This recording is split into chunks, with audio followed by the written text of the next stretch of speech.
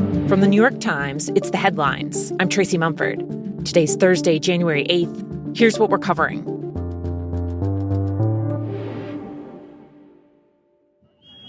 My name is Nicholas Bogle-Burrows, and I am a reporter for the New York Times. I am at the corner of Portland Ave and East 34th Street in Minneapolis. It's about 11:30 at night, and there are about 100 protesters still here at the intersection where an ICE agent fatally shot Renee Good earlier today. My colleagues are on the ground in Minneapolis, where a 37-year-old woman, Renee Nicole Good, a U.S. citizen who lived in the city, was killed by a federal officer who was part of the Trump administration's escalating immigration crackdown. Multiple videos posted on social media and verified by The Times show the shooting and the moments before and after. In the footage, the woman's SUV is stopped in the street, partly blocking one lane. As cars approach, she waves at them to go around. But a truck flashing its lights stops, and federal agents get out. They tell the driver to get out of her car. One agent tries to open the driver's door and reaches through the window. Another agent crosses in front of her SUV as she starts to back up. She then shifts into drive and starts to move forward. The agent standing at the front near the driver's side headlight pulls out a gun and fires. He continues shooting as the vehicle moves past him. A Times analysis of 3 different camera angles shows she was driving away from the officer when he opened fire, and it appears he was not in the path of the SUV. In the footage, the vehicle then accelerates and crashes into parked cars and a utility pole. The Minneapolis police chief said later the victim had been shot in the head and was pronounced dead at a hospital. Do you have a conscience? Do you have a conscience?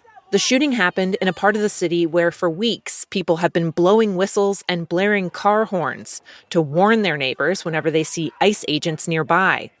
All that noise had drawn some people out to the street, where some yelled at the officer who fired the shots. Don't let the murderer leave! Don't let the murderer leave! In the aftermath, federal officials quickly defended the shooting. This appears as an attempt to kill or to cause bodily harm to agents, an act of domestic terrorism. Kristi Noem, the Secretary of Homeland Security, said the victim had weaponized her vehicle. The ICE officer, fearing for his life and the other officers around him and the safety of the public, fired defensive shots. President Trump also weighed in, claiming that the victim ran over the agent willfully and viciously. State and local officials called the administration's framing garbage and propaganda.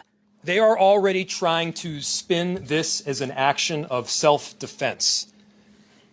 Having seen the video of myself, I want to tell everybody directly, that is bullshit. Mayor Jacob Frey condemned the shooting as reckless and demanded that ICE leave the city. We do not want you here. Your stated reason for being in this city is to create some kind of safety, and you are doing exactly the opposite. And Minnesota Governor Tim Walz called the killing, quote, totally avoidable, and said the administration's recent decision to ramp up immigration enforcement there, sending in up to 2,000 federal agents, had set the stage for potential violence.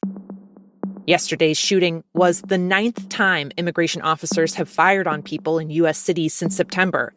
In all of those cases, the agents fired at people who were in their vehicles. And in each case, the officers claimed self-defense.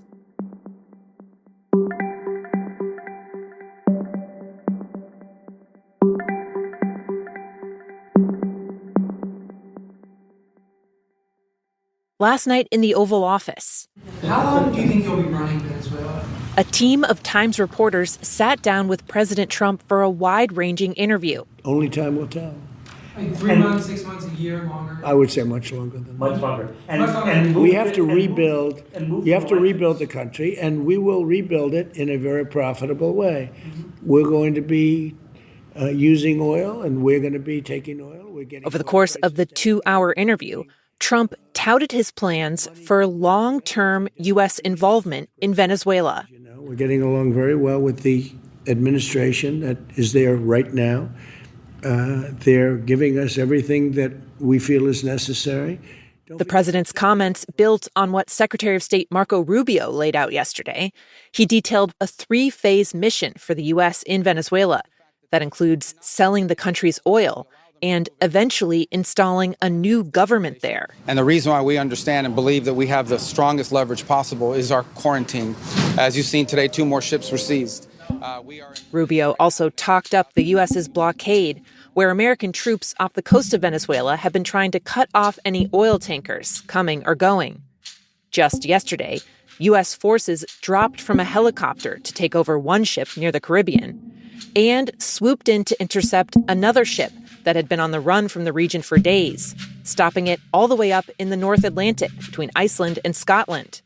Seizing that tanker showed not only how far the Trump administration is willing to go to enforce the Venezuelan blockade, but it was also a provocative move against Russia. While the ship was fleeing the Coast Guard, the crew had painted a slapdash Russian flag on the hull to try and deter the U.S. from approaching it. Russian officials then asked the U.S. to stop its pursuit and even sent a naval vessel to escort the ship, though it wasn't there when American forces moved in. In the past few days, several other ships from what's known as the Shadow Fleet of tankers, which transport oil in defiance of global sanctions, have taken on the Russian flag after operating in Venezuelan waters, potentially setting the stage for future standoffs between the U.S. and Russia.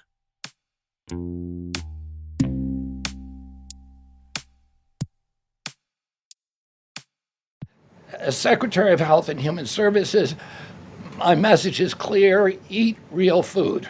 Yesterday, Health Secretary Robert F. Kennedy Jr. announced a striking reversal of the government's dietary guidelines. He effectively flipped the food pyramid on its head. These new guidelines will revolutionize our nation's food culture and make America healthy again. For years, Americans have been told to avoid eating too much red meat and foods that are high in fat. But now, steak, cheese, and whole milk are getting a big thumbs up. It's part of what Kennedy says is a push to get Americans to prioritize protein and avoid sugary processed foods. The new guidelines echo some of Kennedy's frequent talking points that scientific evidence does not support, like recommending that people cook with beef tallow. But on other points, the new guidelines stick closely to mainstream nutrition advice. For example, they still encourage Americans to eat lots of fruits and vegetables. The administration came up with the new guidelines after Kennedy dismissed the recommendations of an expert committee from the Biden administration and handpicked a new set of advisors who worked on the project in secret. As of yesterday, the federal government also overhauled its guidance for alcohol consumption. It had previously said men should have no more than 2 drinks a day and women should have no more than 1. The new advice calls for people to, quote, limit alcoholic beverages, but sets no clear amount, and no longer warns that alcohol may increase the risk of cancer. Several public health experts the Times talked with said they were puzzled by the lack of clear-cut amounts, with one saying, the word limit isn't satisfactory. Limit to what?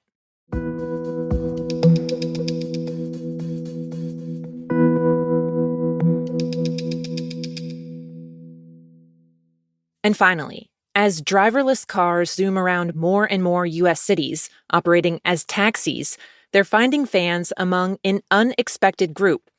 Parents who just need someone, or it turns out something, to pick up their kids from school or soccer practice, or both.